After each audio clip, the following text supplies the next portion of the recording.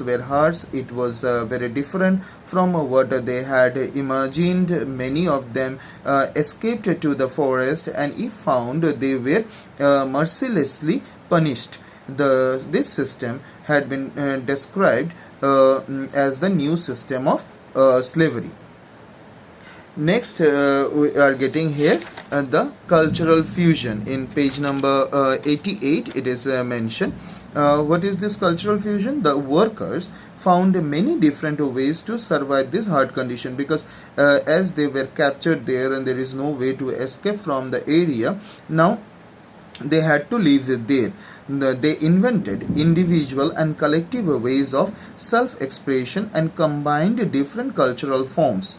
In Trinidad, people celebrated the Hosei Carnival. It was taken out in remembrance of Muharram.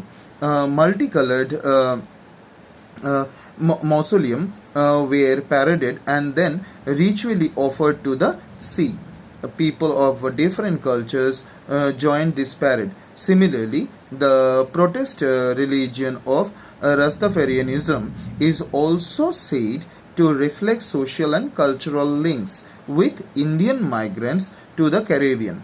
Chutney music was created by Indo-Caribbean people whose ancestors were transported to West Indies. These forms of cultural fusion are the part of the global world. The elements of different cultures got mixed up and resulted in something new and unique. Most laborers stayed on even after their contracts were over, because they settled there and adjusted there.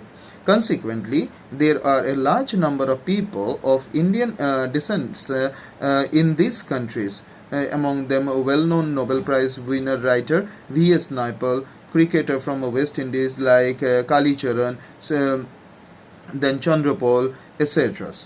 In the 20th century, the nationalist leaders protested the system of this type of labor migration. It was a cruel system.